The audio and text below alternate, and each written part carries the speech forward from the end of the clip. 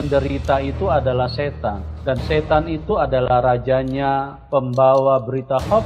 Dia membohongi manusia. Ajaran keyakinan saya pada waktu itu, saya sholat, puasa, saya harus sholat puasa, mengaji, itu saya lakoni semua. Tetapi saya merasa tidak ada rasa kasih di dalam hidup saya. Halo Sobat Tama, jumpa kembali dengan Tama. Semoga sobat sekalian dalam keadaan sehat walafiat, amin. Sobat, jangan ketawa dulu. Videonya juga belum tampil tapi Mimin Tama yakin sobat pasti akan ketawa ketiwi dengar dan nonton kesaksian luar biasa Tama. Sobat, ada seorang wanita asal Madura ngaku muslimah, katanya dia asalnya Islam loh. Wanita ini kawin muda dan mendapatkan suami yang taat beribadah. Tapi untuk wanita ini tidak ada damai sejahtera dalam rumah tangganya. Malah suaminya suka judi, main perempuan dan lain-lain. Padahal suaminya taat beribadah loh. Nah, ini yang Mimin Tama gak suka ucapan ini. Secara tidak langsung jatuhin Islam, agama yang Mimin Tama yakini. Sakit Mimin Tama kalau dengar juta jatuhin agama Mimin Tama. Sakitnya tuh di sini, di dalam hatiku. Oh iya sobat, sebetulnya Mimin Tama gak mau publik kesaksian sukses saksi kayak gini. Cuman Mimin Tama greget dengarnya setiap kesaksian selalu aja jatuhin agama yang Mimin Tama yakini. Baik, jangan lama-lama lagi. Yuk kita tonton videonya, tapi jangan di skip ya, supaya tidak gagal panen. Bagaimana Tuhan bekerja di dalam kehidupan kita. Yang ingin manusia menderita itu adalah setan. Dan setan itu adalah rajanya pembawa berita hoax. Dia membohongi manusia. Itu dilakukan bukan nanti sekarang, sejak dari dahulu. Dari manusia pertama Adam dan Hawa, setan sudah datang dengan segudang kebohongan. Tapi Tuhan Yesus itu adalah pribadi yang baik, yang mengasihi kehidupannya. Oke, kita sambut Ibu Mistria. Shalom, selamat sore, Tuhan Yesus memberkati. Tuhan Yesus baik, sangat baik. Izinkan saya untuk memperkenalkan nama saya. Nama saya Mistria Ningromsyah. Saya berasal dari Malang dan saya bersuku Madura. Saya terlahir dari keluarga Muslim. Sangat kental sekali bahwa orang Madura adalah orang yang taat dengan agama kami pada waktu itu.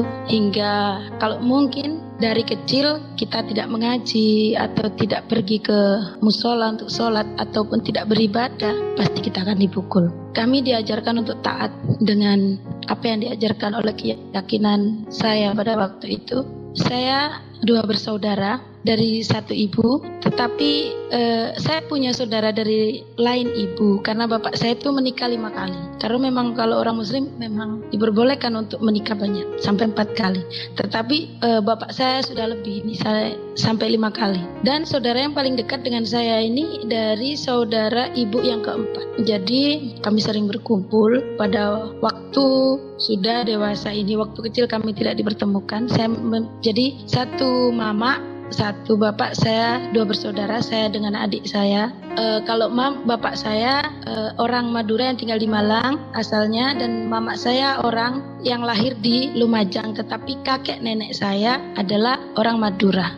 Yang dari kecil mama saya juga sudah berada di Pulau Madura, Blike, tetapi yaitu kembali ke Malang dan tinggal di Malang sih. Kembali lagi ke keyakinan saya yang dulu. Kami anak Madura diajarkan untuk taat kepada agama kami, untuk taat kepada orang tua kami, untuk selalu taat melakukan ibadah. Tiap hari kami melakukan ibadah apa yang sudah diajarkan di dalam keluarga atau ajaran keyakinan saya pada waktu itu. Saya sholat, puasa, saya harus sholat puasa, mengaji, itu saya lakoni semua. Tetapi saya merasa tidak ada rasa kasih di dalam hidup saya. Tidak ada rasa damai sejahtera di dalam hidup saya. Mungkin banyak sebenarnya di luar sana yang mengetahui itu, menyadari itu, tetapi banyak yang takut untuk meninggalkan keyakinan yang lama atau seperti keyakinan saya, karena sudah terdoktrin dan sudah tertanam dari kecil bahwa seseorang yang meninggalkan agama Islam itu adalah orang kafir dan dia adalah penghuni neraka. Dan disitulah saya pada waktu itu saya tetap mentaatinya karena saya takut dosa, saya masuk neraka. Siapa yang tidak takut masuk neraka? Pasti semua masuk neraka. Tetapi semakin saya mendekat, saya semakin terasa jauh dari Tuhan itu sendiri. Di saat pergumulan yang sangat luar biasa, karena kehidupan mama di keluarga saya ini, mama bapak saya ini orangnya keras sekali, suka main pukul ke anak-anaknya. Tidak ada damai, sejahtera, kasih yang saya rasakan. Tetapi kami harus tetap menghormati bahwa mereka adalah orang tua kami yang harus kami hormat. Kalau tidak, memang itu adalah dosa juga kan. Di situ karena saya setiap hari dipukulin oleh mama saya, salah sedikit dipukul sampai babak belur, akhirnya ada keinginan saya untuk kenal dengan lawan jenis di usia saya yang masih muda. Bukan karena untuk apa, karena saya berpikir kebanyakan kalau orang Madura masih kecil pun kalau sudah kenal dengan laki-laki maka mereka akan dinikahkan karena takut melakukan zina. Di situ saya kenal dengan seorang laki-laki, akhirnya daripada mungkin pemikiran mama atau orang tua saya ini saya melakukan zina, jadi kami dinikahkan. Bukan, saya yakini pada waktu itu bukan karena saya menginginkan atau saya itu mencintai dia, tetapi tidak, saya hanya ingin lari dari perlakuan yang keras dari orang tua saya. Tetapi di situ yang saya rasakan bukan yang saya harapkan. Dia memang orang taat, saya melihatnya dia orang taat, mengaji iya, puasa iya, sampai untuk berzikir pun kalau maghrib gitu ya, maghrib sampai setelah maghrib sampai mau isya, dari isya sampai nanti jam 9. Tetapi di situ saya tidak merasakan kasih itu karena kebanyakan mereka bisa membaca tetapi tidak memahami, tidak menerapkannya. Di situ saya sering dipukul, sering ditinggal main perempuan, sering ditinggal judi sampai tidak dinafkahi. Akhirnya di situ kehidupan saya kok tambah hancur kayak gini gitu ya. Dari orang tua yang tidak memperhatikan saya, dari keluarga yang hancur juga seperti ini, saya menikah kehidupan juga yang hancur seperti ini. Akhirnya pada waktu itu saya putuskan untuk merantau. Saya merantau ke luar negeri pada waktu itu. Dan tidak ada kepikiran bagi saya untuk saya mengikuti Tuhan Yesus. Karena di situ bagi saya pernah suatu kali saya melihat salib yang ada Tuhan Yesus di situ. Saya pernah ngomong kayak gini, wah wong Kristen ini edan ini, mereka ini goblok ini, kok bisa gitu loh. Tuhannya mereka aja digantung kayak gitu, mereka nggak bisa, dan dia nggak bisa berbuat apa-apa, cuma pakai kolor aja digantung, mau dijemur, terus nanti kalau kering digoreng mungkin ya, kayak gitu. Oh, mana ada Tuhan kayak jemuran kayak gitu, karena saya belum tahu waktu itu bahwa Tuhan Yesus mati di kayu salib untuk menebus dosa kita. Yang saya tahu pada waktu itu kalau Tuhan kan punya kekuatan yang besar, kok ini kok digantung kayak gitu dan tidak bisa berbuat apa-apa. Saya mengolok-olok Tuhan Yesus pada waktu itu karena gimana ya, saya sudah terdoktrin dari kecil tidak boleh membuka kitab agama lain karena itu akan membuat kamu kafir. Jadi saya tidak mau membuka Alkitab atau mengenal Tuhan itu sendiri. Tapi saya masih ingat pada waktu itu di masa kecil saya diajak teman bapak saya ini ke gereja dan mama saya melarang itu. Saya percaya semua karena rencana Tuhan. Tuhan merangkai hidup saya step by step. Kehidupan saya pada waktu itu memang ya namanya orang muslim kita harus taat dengan kehidupan atau peraturan agama kita. Tetapi tidak ada damai sejahtera Tuhan saya terasa transparan saja pada waktu itu. Saya minta tolong kepada Tuhan saya untuk beri keluarga saya ini hati yang mengasihi untuk saya, hati yang sabar, mengubah hidup saya. Tetapi tidak ada. Saya panggil, seakan-akan saya panggil Tuhan saya ini semakin lama, bukan semakin dekat, tetapi semakin jauh. Akhirnya ya kembali lagi saya merantau ke luar negeri. Saya merantau ke luar negeri dengan keinginan bahwa kalau saya keluar negeri mungkin keluarga saya akan merindukan saya, mereka akan menyayangi saya, mereka akan mengasihi saya. Tetapi ternyata tidak. Saya tahu keluarga saya semakin hancur. Suami saya menikah dengan orang lain yang saya berharap pada waktu itu dia dapat menjadi imam dan tempat saya untuk berlindung, tetapi ternyata tidak. Saya merasa hidup saya semakin hancur, bertambah lagi kehidupan saya di Hong Kong pada waktu itu. Karena saya ke Hong Kong pada waktu itu yang saya pikirkan adalah saya melarikan diri dari permasalahan hidup saya di Indonesia, karena memang saya hidup dengan keluarga saya udah gak kuat, hidup udah hancur berantakan, dan kesan itu melarikan diri gitu dari tanggungan hidup di sana, kehidupan saya bukan bertambah benar, tetapi bertambah hancur. Karena keputusasaan yang saya lakukan setiap hari hanyalah drugs, drunk, and seks bebas. Karena bagi saya pada waktu itu adalah kehidupan saya sudah hancur dan tidak perlu ada yang dipertahankan lagi. Bagi saya udah, kalau mau mati udah mati aja kayak hewan gitu aja. Saya tidak pernah memikirkan hidup saya ingin mengakhiri hidup saya. Di situ ada keputusasaan, Tuhan saya mau mati aja lah Tuhan, daripada hidup saya seperti ini. Saya capek dengan kehidupan saya. Tetapi setiap saya bertemu dengan kawan ini, yang saya dapatkan hanya, wis, kalau kamu susah, daripada kamu memikirkan semua itu, udah ikut aku aja. Yang saya lakoni apa? Kalau saya minum, pakai narkoba, saya akan melupakan segala masalah itu, akan hilang, terasa ringan gitu. Tetapi namanya itu obat yang terlarang ya. 3 hari sudah tidak ada reaksi lagi. Akhirnya apa? Yang saya rasakan hanya rasa ketidakadilan yang saya dapatkan di dalam hidup saya. Rasa keputusasaan, rasa pahit itu muncul lagi. Kalau obat itu sudah habis, narkoba itu sudah habis. Yang saya lakukan apa? Saya pemakai drugs banyak. Kalau kawan-kawan saya mungkin hanya sedikit. Banyak kawan saya yang bilang, udah kamu pakai sedikit aja. Kalau keterlaluan kamu nanti bisa sakau dan mati. Udah itu yang ada dalam pikiran saya. Saya pakai drugs banyak-banyaknya sampai suatu ketika hidung saya ini berdarah karena efek dari narkoba. Darah yang mengalir itu nggak kerasa gitu, keluar dari hidung saya darah segar ini karena sudah banyak gunain kokain gitu. Saya pada waktu itu kerja di sana sebagai pekerja restoran, cuci piring di restoran, bersihin bis. Pekerjaan atau gaji dari pekerjaan saya itu saya gunakan untuk membeli narkoba. Jadi saya seakan-akan ini diperbudak oleh narkoba gitu. Kalau saya tidak memakai narkoba akan ketagihan.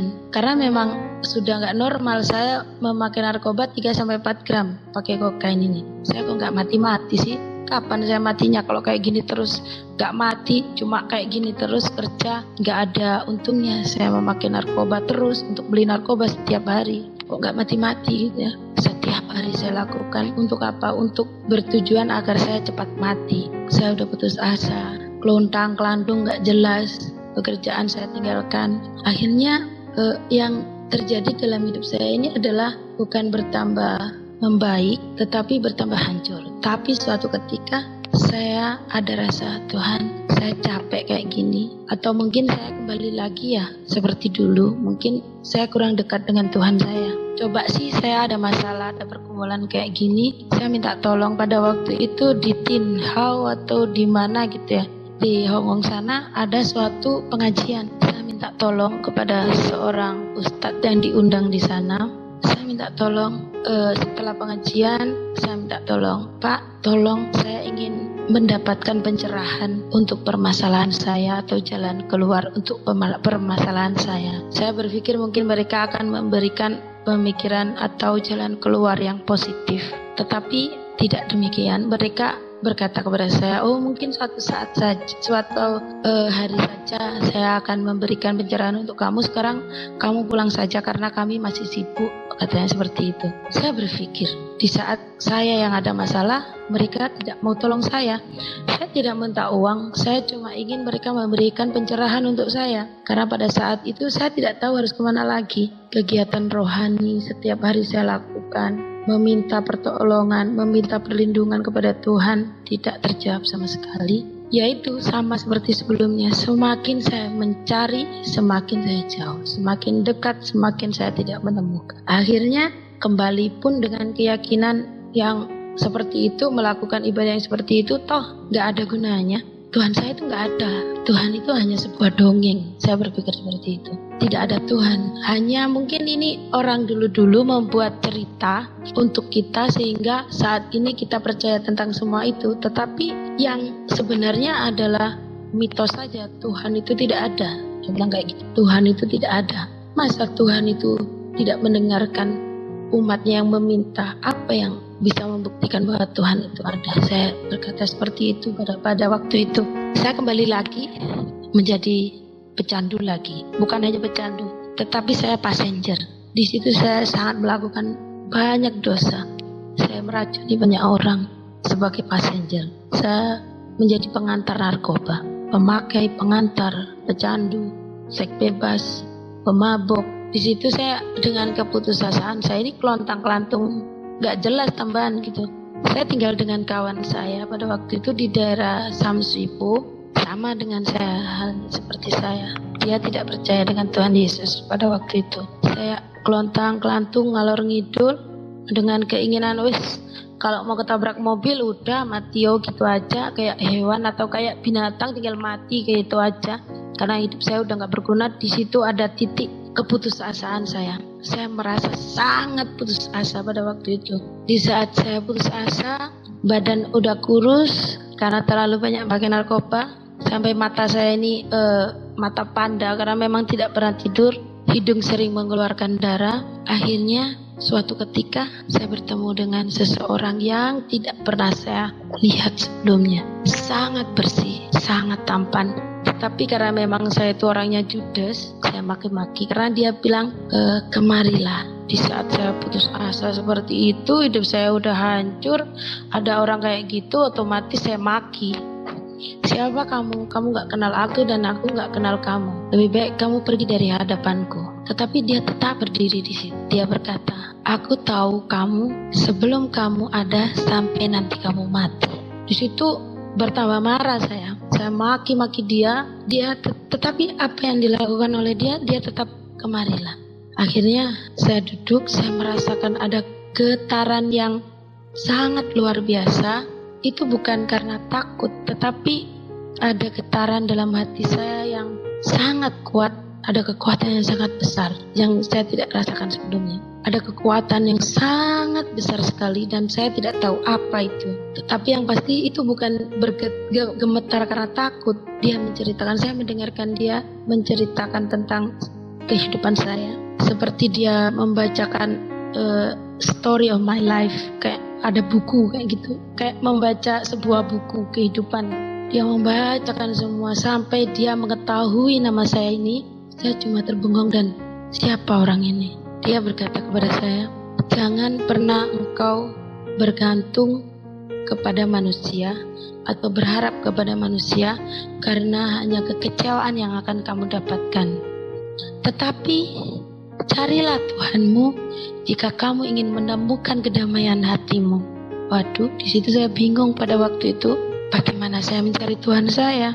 Sedangkan Tuhan yang saya sembah dari kecil, Tuhan yang saya agung-agungkan dari kecil, tidak mendengarkan atau tidak memberikan jawaban atas permasalahan saya. Terus Tuhan mana lagi yang saya harus cari?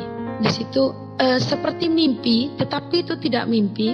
Dia pergi dengan begitu saja, dan saya pun pergi dengan begitu saja. Yang terngiang dalam benak saya pada saat itu adalah, jangan pernah engkau berharap dan bergantung kepada manusia, karena hanya kekecewaan yang kamu dapat. Tetapi carilah Tuhanmu, maka kamu akan menemukan kedamaian hatimu. Itu yang saya ingat. Saya pulang, Hongkong tidak pernah mati atau tidak pernah sepi.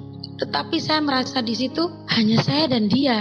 Dan di saat saya pergi pun, seakan saya hanya sendiri. Tetapi saya melihat mereka, tetapi seperti berbeda alam gitu. Saya jalan pulang, saya naik, waktu itu saya kos di lantai 7. Saya tinggal dengan teman saya yang namanya Joyce ini. Akhirnya di lantai 7 ini, ke lantai 7 ini biasanya saya takut bukan takut, saya lelah gitu loh. Jalan itu biasanya mudah capek gitu jalan. Tetapi karena pertanyaan dalam pikiran saya bahwa kemana saya harus mencari Tuhan saya, jadi saya tidak merasa capek. Yang saya pikirkan hanya bagaimana saya mencari Tuhan saya. Saya punya Tuhan, kok saya tetap disuruh mencari Tuhan?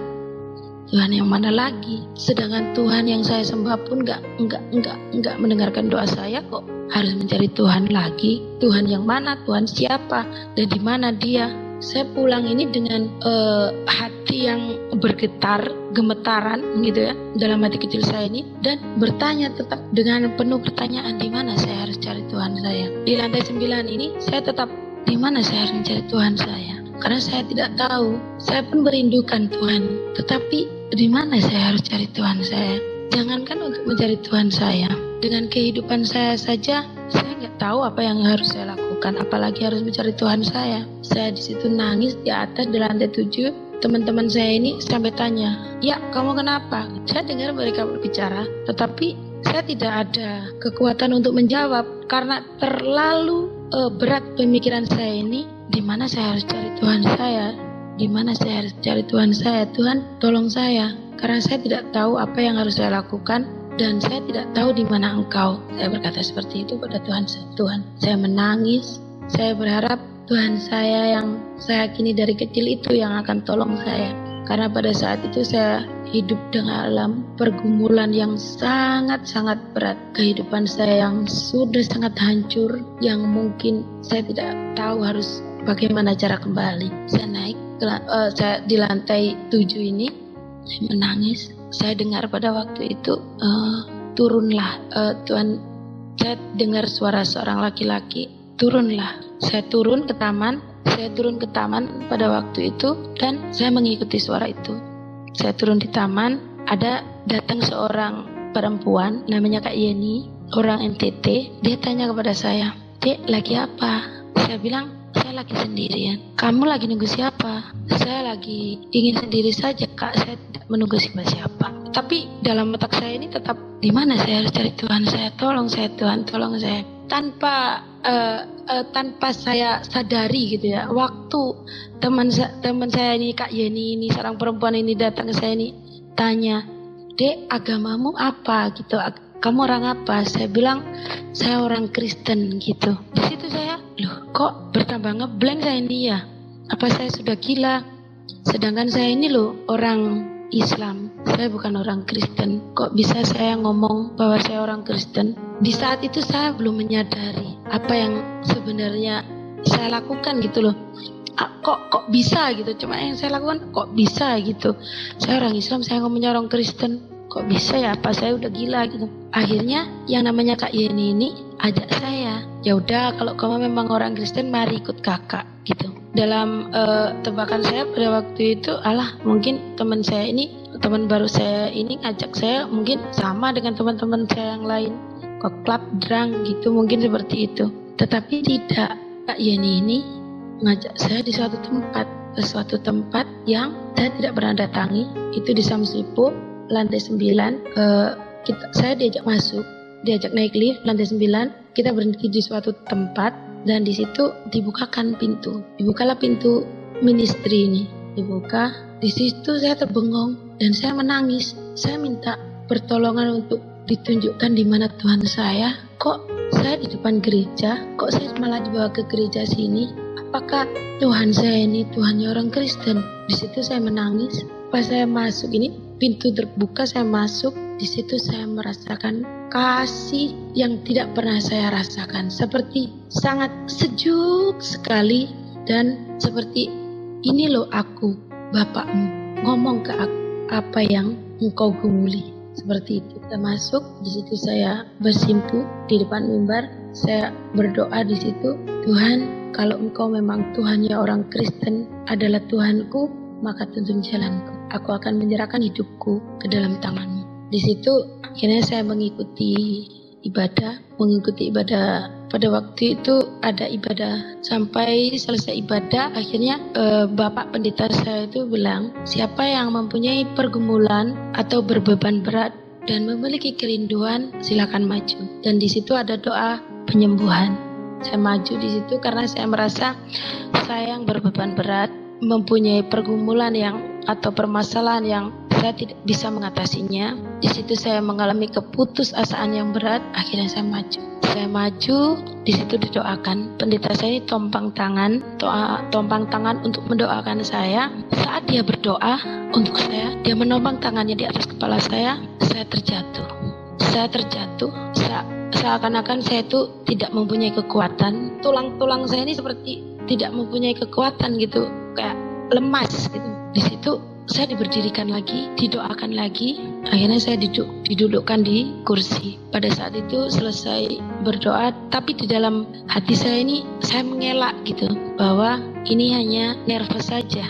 Saya jatuh bukan karena doa pendeta ini. Akhirnya pada waktu itu saya bertanya kepada pendeta, kenapa saya saat saya didoakan, kenapa saya jatuh? Kata pendeta saya ini, karena kamu belum terima Tuhan Yesus penuh hati kamu. Jadi saat urapan Roh Kudus atau Roh Kudus itu datang, kamu tidak kuat.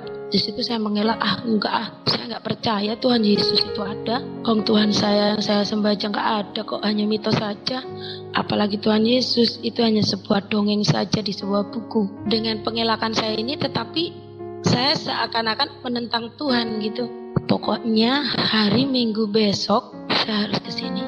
Saya harus membuktikan bahwa Tuhan itu hanya mitos. Tuhan itu nggak ada. Tuhan itu hanya sebuah cerita saja atau dongeng. Dan Tuhan Yesus itu tidak punya kekuatan apapun. Akhirnya di hari Minggu saya datang pagi-pagi ke gereja, persiapkan mental saya untuk tidak grogi di depan mereka. Karena memang saya sudah kecewa dengan Tuhan pada waktu itu. Tuhan itu nggak ada. Mitos saja, nggak mungkin lah Tuhan Yesus itu ada. Apa ya, cerita dari orang tua mungkin seperti itu bagi saya pada waktu itu. Dan akhirnya hari Minggu berikutnya saya datang, saya ngomong ke majelis, saya bilang aku ingin didoakan. Saya ingin didoakan oleh Bapak Pendeta karena saya mempunyai permasalahan yang sangat besar. Saya mempunyai beban yang sangat berat. Akhirnya saya dipanggil ke depan. Satu kali lagi saya didoakan dengan seperti masang kuda-kuda gitu ya, dengan kekuatan saya yang besar gitu. Pikir saya pada waktu itu saya udah menguatkan diri saja untuk tidak jatuh. Saya harus membuktikan bahwa Tuhan Yesus itu hanyalah dongeng saja. Padahal jelas-jelas setelah saya bertemu dengan sosok laki-laki itu, dia sudah mengatakan bahwa cari Tuhanmu jika kamu ingin menemukan kedamaian hatimu. Cari Tuhanmu, maka kamu akan menemukan kedamaian hatimu. Nah, di situ, di saat saya berdoa, saya sudah dipertemukan dengan orang Kristen yang mengajak saya ke gereja dan didoakan sampai saya jatuh. Tetapi saya masih tidak percaya. Saya datang lagi ke gereja, yang kedua kalinya itu didoakan, saya jatuh lagi. Padahal saya ke sana jatuh. Saya diberdirikan lagi. Di yang kedua, saya jatuh lagi. Di situ saya merasakan urapan Roh Kudus itu sendiri, sejuk di dalam hati. Saya merasa dirangkul, saya merasa dikasihi. Di situ saya menangis. Tuhan, kalau Engkau memang ada, tuntun aku ya Tuhan. Aku akan memberikan hidupku untuk kebesaran kemuliaan-Mu. Aku serahkan hidupku ke dalam tangan-Mu Tuhan.